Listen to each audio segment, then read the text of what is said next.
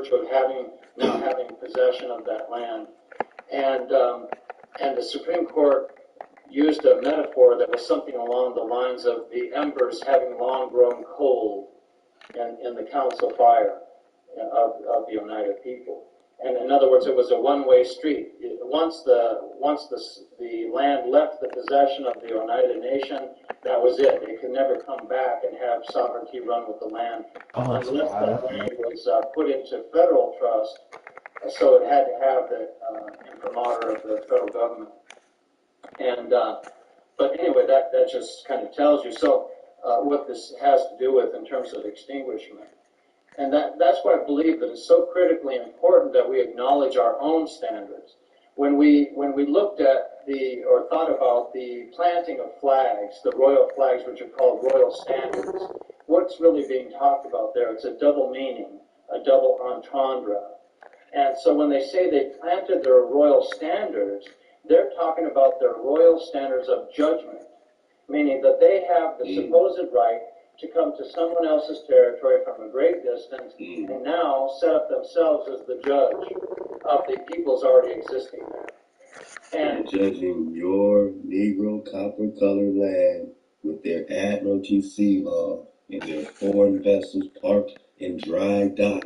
You walk in the courthouse, you're walking into a boat. It is a foreign vessel in dry dock that's giving dockets and documents. It's in water. It's still in water. You're in land. You're on land. And they're saying with their royal standards, they can judge your ass, even if they're just bringing water law, because that's all they can claim, since they can't truly and lawfully claim the Creator's land. And so where do they get off doing that? Well, it has to do with the whole domination subordination framework. So there's a tendency to say that, well, they require this and they require that, and they're going to be the ones to judge what is wandering and roaming. All these kinds of judgments that are built into the record are ways in which they're actually following up on their original planting of those royal standards in the soil. The problem is that there hasn't been a sufficiently powerful response on our part to challenge that and contest it. And the thing that I'm getting at here is that we have thousands of years of original free and independent existence, and by virtue of that, their claims of domination and subordination will never become rightful, will never become legitimate, and will never become acceptable so long as we continue to challenge and refute that. And the only thing that we need in order to continue that position is a spiritual connectedness with our traditional lands and territories, and not forgetting who we are at our root. Hawa you die. So these are some of the things I wanted to talk about today, but I also want to mention that it seems to me that there's been a fair amount of conditioning, that there's been a programming that we've all been subjected to. And a big part of that programming and that subjecting us, dominating us, has been conducted through the residential schools, through the boarding schools. Nobody in this room is a stranger to that information personally and otherwise. And my grandfather and great-grandfather both went to Haskell boarding school, and my grandpa ran away at the age of 15. He had been in there since, I guess, off and on since he was 4 or 5. And when he ran away, they put AWOL on his file. He went AWOL by running off, and because it was a military academy. So you can't go through a military academy conditioning without having a type of programming conducted on your psyche. And so it's important for us to make sure, this is my view, that we are still resisting the policies and agenda of assimilation on the part of the dominating systems. And the whole reconciliation process is nothing but that. Them talking about reconciling an original existence with their assumed sovereignty of the crown is a way of saying that, well, we need to quell the rebelliousness of these people who keep insisting that they have a right of self-determination and so forth. So we'll talk in terms of reconciliation. That term comes right out of the Inquisition, and it was the idea that a heretic could renounce his or her errors and be brought into the bosom of the church. And so if you look up the dictionary definition, it means to bring that back into submission. There's that domination terminology again, or to bring back into the church. And so there are so many of these terms that people take for granted and don't look at them closely and realize where the traps are. The 19th and 20th century policymakers were talking about assimilating our peoples into their dominating society, and it's imperative that we continue to resist that and not lose sight of the fact that we have an original free and independent existence which delegitimizes their claims of a right of domination, and that we have the right to a continued existence, and will forever have that right, spiritually, culturally, and otherwise.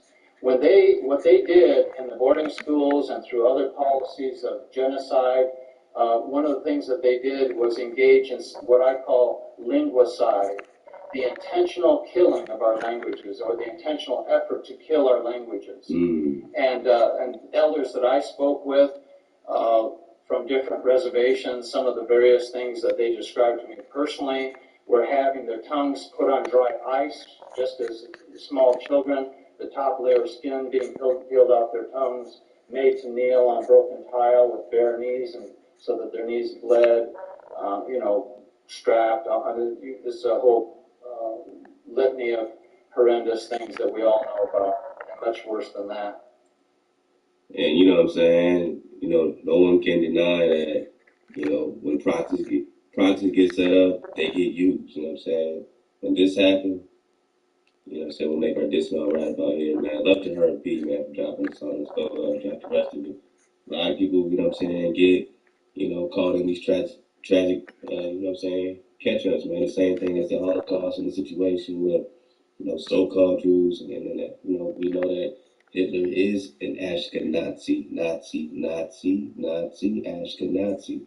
So with the Ashkenazi, it was an Ashkenazi on Ashkenazi affair. It was a Rockefeller affair. It was hey, go set up this 1947 state of Israel. Go set up this proxy in Israel.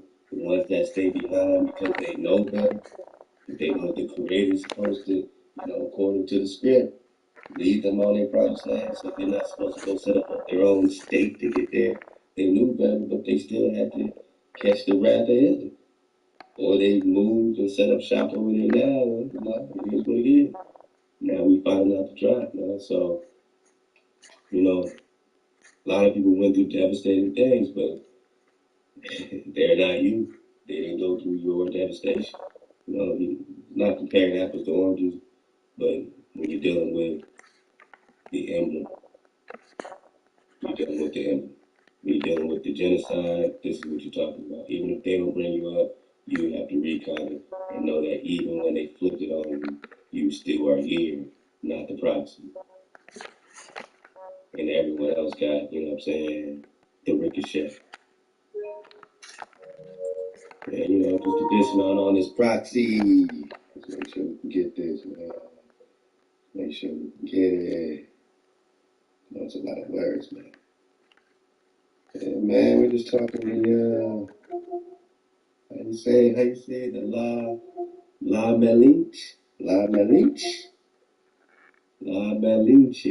The woman depicted is obviously not an Aztec woman, but in that it depicts a woman of Mongol extraction,